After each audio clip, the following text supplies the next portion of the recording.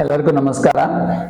ಈ ವಿಡಿಯೋದಲ್ಲಿ ಇವತ್ತು ಕ್ಲಾಸ್ 2 ಬಾಲ್ನೆಸ್ ಅವರಿಗೆ ನಾವು ಏರ್ ಟ್ರಾನ್ಸ್ಪ್ಲಾಂಟ್ದಲ್ಲಿ ಬೆಸ್ಟ್ ರಿಸಲ್ಟ್ಸ್ ಹೇಗೆ ಸಾಧಿಸವಾಗಿದ್ದೀವಿ ಅಂತ ಅದ್ರ ಬಗ್ಗೆ ಡಿಸ್ಕಸ್ ಮಾಡೋ ಅಂತ ಒಂದು ವಿಡಿಯೋ ಮಾಡಿಸಲಾಗಿದೆ.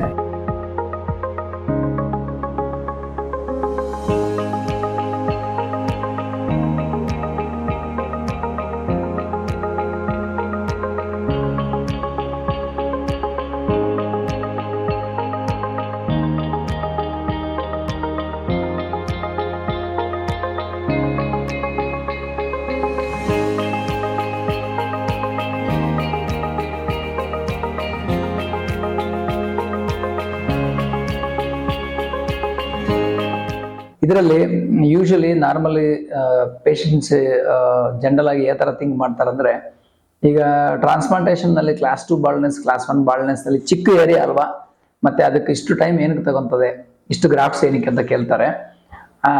ಅವ್ರಿಗೆ ಏನಂದ್ರೆ ಇದು ಚಿಕ್ಕ ಏರಿಯಾ ಅಲ್ವಾ, ಈಸಿ ಆಗಿರುತ್ತೆ ಟ್ರಾನ್ಸ್ಪ್ಲಾಂಟ್ ಸರ್ಜರಿ ಅಂತ ಒಂದು ಅವ್ರಿಗೆ ಅನಿಸ್ತದೆ ಮೈಂಡ್ ನಲ್ಲಿ. ಬಟ್ ಅದು ಆಕ್ಚುಲಿ ರಾಂಗು, ಯಾಕಂದ್ರೆ ತಪ್ಪದು. ಯಾಕಂದ್ರೆ ಕ್ಲಾಸ್ 5 ಬಾಲ್ನೆಸ್ ಅವ್ರಿಗೆ ಮಾಡೋದು ಈಸಿ, ಕ್ಲಾಸ್ 2 ಕ್ಲಾಸ್ 1 ಬಾಲ್ನೆಸ್ ಅವ್ರಿಗೆ ಟ್ರಾನ್ಸ್ಪ್ಲಾಂಟ್ ಮಾಡೋದು ಬಹಳ ಕಷ್ಟ. ಏನಕ್ಕೆ ಆ ಥರ ಅಂದರೆ ಅಲ್ಲಿ ಮೋರ್ ಪ್ರೆಸಿಷನ್ ಬೇಕು. ಫ್ರಂಟ್ ಸೈಡ್ ಮಾಡುವಾಗ, ಹೇರ್ ಟ್ರಾನ್ಸ್ಪ್ಲಾಂಟ್ ಮಾಡುವಾಗ ಮೋರ್ ಪ್ರೆಸಿಷನ್ ಬೇಕು. ಆಂಗ್ಯುಲೇಷನ್ಸ್ ಆಗಲಿ ಓರಿಯಂಟೇಷನ್ಸ್ ಆಗಲಿ ಬೆಸ್ಟ್ ಇರಬೇಕು, ಇಲ್ಲಾಂದ್ರೆ ರಿಸಲ್ಟ್ಸ್ ಚೆನ್ನಾಗಿ ಬರಲ್ಲ. ಅದರಿಂದ ಟೆಕ್ನಿಕಲ್ ಟೀಮ್ಗಾಗಲಿ ಸರ್ಜನ್ಗಾಗಲಿ ಡಾಕ್ಟರ್ಸ್ ಆಗಲಿ ಅವ್ರಿಗೆ ಕ್ಲಾಸ್ 2 ಬಾಲ್ನೆಸ್ ನಲ್ಲಿ ರಿಸಲ್ಟ್ಸ್ ಟ್ರಾನ್ಸ್ಪ್ಲಾಂಟೇಷನ್ ಮಾಡಬೇಕಂದ್ರೆ ಸ್ವಲ್ಪ ಕಂಪ್ಯಾರಿಟಿವ್ ಕ್ಲಾಸ್ 5 ಬಾಲ್ನೆಸ್ಗೂ ಕಷ್ಟ ಆಗುತ್ತೆ. ಅಂದರೆ ಟೈಮ್ ಜಾಸ್ತಿ ತಗೊಂತದೆ, ಮೋರ್ ಜಾಸ್ತಿ ಪ್ರೆಸಿಷನ್ ಯೂಸ್ ಮಾಡಬೇಕಾಗತ್ತೆ, ಮೋರ್ ಕಾನ್ಸಂಟ್ರೇಷನ್ ನೀಡಬೇಕಾಗತ್ತೆ ಟ್ರಾನ್ಸ್ಪ್ಲಾಂಟೇಷನ್ ಕೆಲಸ ಮೇಲೆ. ಸೊ ಅದರಿಂದ ಕ್ಲಾಸ್ 1 ಕ್ಲಾಸ್ 2 ಕ್ಲಾಸ್ 3 ಬಾಲ್ನೆಸ್ ಅವರಿಗೆ ನಾರ್ಮಲಿ ದೊಡ್ಡ ಕೇಸ್ ಯಾವ ಥರ ಟೈಮ್ ತಗೊಂತದೆ, ಅವ್ರಿಗೂ ಅಷ್ಟು ಟೈಮ್ ತಗೊಂತದೆ, ಇನ್ನೂ ಕಷ್ಟ ಆಗುತ್ತೆ ಮಾಡೋದು. ಸೊ ಇವತ್ತು ಪೇಷಂಟ್ಗೆ ಇವತ್ತು ಕ್ಲಾಸ್ 2 ಬಾಲ್ನೆಸ್ ಅವ್ರಿಗೆ ನಾವು ಟ್ರಾನ್ಸ್ಪ್ಲಾಂಟೇಷನ್ ಮಾಡಿದ್ವಿ. ಇದರಲ್ಲಿ ಸ್ವಲ್ಪ ಮುಖ್ಯ ವಿಷಯಗಳನ್ನು ನಾವು ಅಬ್ಸರ್ವ್ ಮಾಡಿ ಅದ್ರ ಪ್ರಕಾರ ಪ್ಲಾನ್ ಎಕ್ಸಿಕ್ಯೂಟ್ ಮಾಡಿದರೆ ಒಳ್ಳೆ ರಿಸಲ್ಟ್ಸ್ ಬರ್ತವೆ. ಇವರಿಗೆ number 1 point hair line draw ಮಾಡೋದು, ಅವ್ರ ಫೇಶಿಯಲ್ ಮೆಜರ್ಮೆಂಟ್ಸ್ ತಗೊಂಡು ಕ್ಯಾಲ್ಕುಲೇಷನ್ಸ್ ಮಾಡಿ ಅವ್ರ ಫೇಸ್ಗೆ ಯಾವ್ದು ಸೂಟ್ ಆಗುತ್ತೋ ಆ ತರಹ ನಾವು ಹೇರ್ ಲೈನ್ ಡಿಸೈನ್ ಮಾಡಿದ್ವಿ. ಹೇರ್ ಲೈನ್ ಡಿಸೈನ್ ಮಾಡೋದು ಫಸ್ಟ್ ಬೆಸ್ಟ್ ಇಂಪಾರ್ಟೆಂಟ್ ಸ್ಟೆಪ್ ಇಂದ ಹೇರ್ ಟ್ರಾನ್ಸ್ಪ್ಲಾಂಟೇಷನ್. ಅಲ್ಲಿ ಹೇರ್ ಲೈನ್ ಚೆನ್ನಾಗಿ ಡಿಸೈನ್ ಮಾಡಿಲ್ಲ ಅಂದ್ರೆ ಅದು ಹೇರ್ ಲೈನ್ ನಲ್ಲಿ ಇಂಪ್ಲಾಂಟೇಷನ್ ಚೆನ್ನಾಗಿ ಮಾಡಿದ್ರು ರಿಸಲ್ಟ್ ಚೆನ್ನಾಗಿ ಬರೋದಿಲ್ಲ. ಯಾಕಂದ್ರೆ ಒಬ್ಬೊಬ್ಬರಿಗೆ ಒಂದೊಂದು ತರ ಹೇರ್ ಲೈನ್ ಡಿಸೈನ್ ಮಾಡಬೇಕು. ಸೊ ನಂಬರ್ 2 ಏನಂದ್ರೆ ಪ್ರಾಪರ್ ಆಂಗ್ಯುಲೇಷನ್ಸ್. ಇಂಪ್ಲಾಂಟೇಷನ್ ಮಾಡುವಾಗ ಪ್ರಾಪರ್ ಆಂಗ್ಯುಲೇಷನ್ಸ್ ಮತ್ತೆ ಪ್ರಾಪರ್ ಡೆಪ್ತ್, ಎಷ್ಟು ಡೆಪ್ತ್ ಇಂಪ್ಲಾಂಟ್ ಮಾಡಬೇಕು. ಆವಾಗ ಪೇಷಂಟ್ ಗ್ರಾಫ್ಟ್ ಒಂದು ಸ್ಯಾಂಪಲ್ ತಗೊಂಡು ಮೆಜರ್ಮೆಂಟ್ ಮಾಡ್ಕೊಂಡು ಅದೇ ತರ ಡೆಪ್ತ್ ಆಗ್ತೀವಿ. Number 3 orientations of the grafts. Grafts ಯಾವ ತರ ಫ್ರಂಟ್ ಬ್ಯಾಕ್ ಸೈಡ್ ಇಂದ ಫ್ರಂಟ್ ಇಂಪ್ಲಾಂಟ್ ಮಾಡುವಾಗ ಓರಿಯಂಟೇಷನ್ಸ್ ಹೆಂಗಿರುತ್ತೆ, ಅದು ಒಬ್ಬೊಬ್ಬ ಪೇಷಂಟ್ ಒಂದೊಂದು ತರ ಇರುತ್ತೆ. ಇದೆಲ್ಲ ನೋಡಿ ನಾವು ಒಳ್ಳೆ ಪ್ಲಾನ್ ಎಕ್ಸಿಕ್ಯೂಟ್ ಮಾಡಿದ್ರೆ ಈ ತರ ರಿಸಲ್ಟ್ಸ್ ನಾವು ಮಾಡೋಕ್ಕೂ ಡೆಫಿನೆಟ್ಲಿ ಸಾಧ್ಯ ಇದೆ.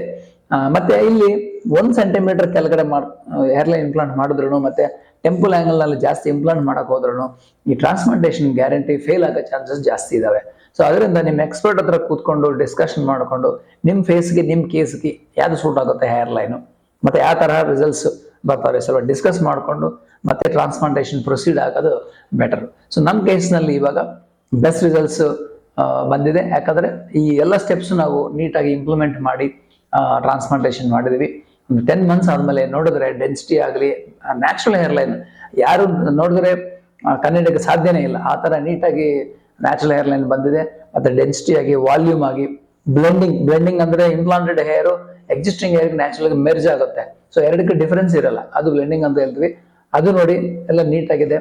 ಇದೆಲ್ಲ ಬೆಸ್ಟ್ ಸರ್ಜನ್ ಹತ್ರ, ಬೆಸ್ಟ್ ಕ್ಲಿನಿಕ್ ಹತ್ರ ಎಕ್ಸ್ಪರ್ಟ್ ಹತ್ರ ಮಾಡ್ಕೊಂಡ್ರೆ ಅಂದ್ರೆ planning consultation, planning, surgery execution, post op ಇದೆಲ್ಲ ಸೇರಿ ಒಟ್ಟಿಗೆ ನೀಟಾಗಿ ಆದ್ರೆ ನಿಮ್ಗೆ ರಿಸಲ್ಟ್ಸ್ ಚೆನ್ನಾಗಿ ಬರುತ್ತೆ. ಅದು ಈ ವಿಡಿಯೋ ಮುಖ್ಯ ಉದ್ದೇಶ. ನಮ್ಮ ಪೇಷಂಟ್ ಚೆನ್ನಾಗಿ ರಿಸಲ್ಟ್ಸ್ ಬಂದಿದೆ. ಒಳ್ಳೆ ಡಾಕ್ಟರ್ ಹತ್ರ ಹೋಗಿ ನೀಟಾಗಿ ಎಲ್ಲ ಪ್ಲಾನ್ ಮಾಡ್ಕೊಂಡು ಇದೇ ತರಹ ರಿಸಲ್ಟ್ಸ್ ಎಲ್ಲರಿಗೂ ಬರುತ್ತೆ. ಪ್ರೊವೈಡೆಡ್ ನಿಮ್ಗೆ ಒಳ್ಳೆ ಡೌನರ್ ಬ್ಯಾಕ್ ಸೈಡ್ ಇದ್ರೆ ಒಳ್ಳೆ ಟ್ರಾನ್ಸ್ಪ್ಲಾಂಟೇಷನ್ ಮಾಡ್ಬೋದು.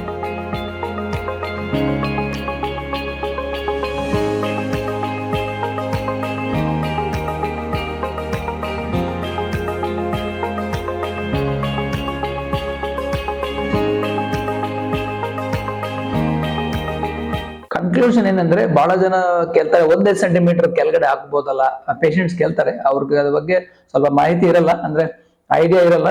ಈಗ 1 ಸೆಂಟಿಮೀಟರ್ ನಲ್ಲಿ ನಮ್ಮ ಪೇಷಂಟ್ಗೆ ಈಗ ರಿಸಲ್ಟ್ಸ್ ಬಂದಿದೆಯಲ್ಲ, ಅವ್ರಿಗೆ 1 ಸೆಂಟಿಮೀಟರ್ ಕೆಳಗಡೆ ತಗೊಂಡ್ರೆ ಅವ್ರ ಟ್ರಾನ್ಸ್ಪ್ಲಾಂಟೇಶನ್ ಗ್ಯಾರಂಟಿ ಫೇಲ್ ಆಗುತ್ತೆ. ಏನಕ್ಕೆ ಆ ತರ ಅಂದ್ರೆ ಆ 1 ಸೆಂಟಿಮೀಟರ್ ನಲ್ಲಿ ಆಂಗ್ಯುಲೇಷನ್ಸ್ ಎಲ್ಲ ಚೇಂಜ್ ಆಗುತ್ತೆ. ಯಾಕಂದ್ರೆ ಫೇಸ್ ಕರ್ವ್ ಇರುತ್ತೆ, ಅಲ್ಲಿ ಆಂಗ್ಯುಲೇಷನ್ಸ್ ಎಲ್ಲ ಚೇಂಜ್ ಆಗುತ್ತೆ. ಮತ್ತೆ ಒಂದು 500 ಎಕ್ಸ್ಟ್ರಾ ಗ್ರಾಫ್ಟ್ಸ್ ಬೇಕಾಗುತ್ತೆ, ನ್ಯಾಚುರಲ್ ಇರಲ್ಲ. ಸೊ ಇದೆಲ್ಲ ಇರ್ತದೆ. ಅದರಿಂದ ಒಬ್ಬೊಬ್ಬರು ಪೇಷಂಟ್ ಒಂದೊಂದು ತರಹ ನಾವು ಹೇರ್ಲೈನ್ ಡಿಸೈನ್ ಮಾಡಕ್ ಸಾಧ್ಯ ಇರುತ್ತೆ. ಅದು ಡಿಸ್ಕಷನ್ ಮಾಡಿ ಅವ್ರ ಫೇಶಿಯಲ್, ಅಪ್ಪರ್ ಫೇಶಿಯಲ್ ಹೈಟ್ ಆಗ್ಬೋದು, ಮಿಡ್ ಫೇಶಿಯಲ್ ಹೈಟ್ ಆಗ್ಬೋದು, ಲೋವರ್ ಫೇಶಿಯಲ್ ಹೈಟ್ ಆಗ್ಬೋದು, ಪ್ರೊಫೈಲ್ ಹೆಂಗಿದೆ ಅಂತ ನೋಡ್ಬಿಟ್ಟು ಅದು ಪ್ರಕಾರ ಹೇರ್ಲೈನ್ ಡಿಸೈನ್ ಮಾಡ್ಕೊಂಡ್ರೆ ನಿಮ್ಗೆ ಚೆನ್ನಾಗಿ ಹೇರ್ಲೈನ್ ಬರುತ್ತೆ. ಇಲ್ಲ ಅಂದ್ರೆ ಆಕ್ವರ್ಡ್ ಆಗುತ್ತೆ, ಫೇಲ್ ಆಗೋ ಚಾನ್ಸ್ ಇರುತ್ತೆ. ಆ ತರ ಕೇಸ್ಗಳು ಲಾಸ್ಟ್ ವಾರದಿಂದ ನಾನು 3 ನೋಡಿದೀನಿ. ಅದ್ರ ಬಗ್ಗೆ ಈಗ ಕಂಪ್ಲೀಟ್ ಡೀಟೇಲ್ಸ್ ಡಿಸ್ಕಸ್ ಮಾಡ್ತಾ ಇಲ್ಲ, ಯಾಕಂದ್ರೆ ಆಲ್ರೆಡಿ ಒಂದು 4-5 ವಿಡಿಯೋ ಅದ್ರ ಬಗ್ಗೆ ಮಾಡಿದೀವಿ. ಈ ವಿಡಿಯೋದಲ್ಲಿ ಬರೀ ಹೇರ್ಲೈನ್ ನ್ಯಾಚುರಲ್ ಬರ್ಬೇಕಂದ್ರೆ ಏನ್ ಮಾಡ್ಬೇಕು ಅಂತ ಮಾತ್ರ ಡಿಸ್ಕಷನ್ ಮಾಡಿದೀವಿ. ಸೊ ದಯವಿಟ್ಟು ಅದರಿಂದ ನಿಮ್ ಪ್ಲಾನ್ ಬಗ್ಗೆ ಒಳ್ಳೆ ಎಕ್ಸ್ಪರ್ಟ್ ಹತ್ರ ಕೂತ್ಕೊಂಡು ಡಿಸ್ಕಸ್ ಮಾಡ್ಕೊಂಡು ಟ್ರಾನ್ಸ್ಪ್ಲಾಂಟೇಶನ್ ಮಾಡ್ಕೊಂಡ್ರೆ ಒಳ್ಳೇದು. Thanks for watching our videos.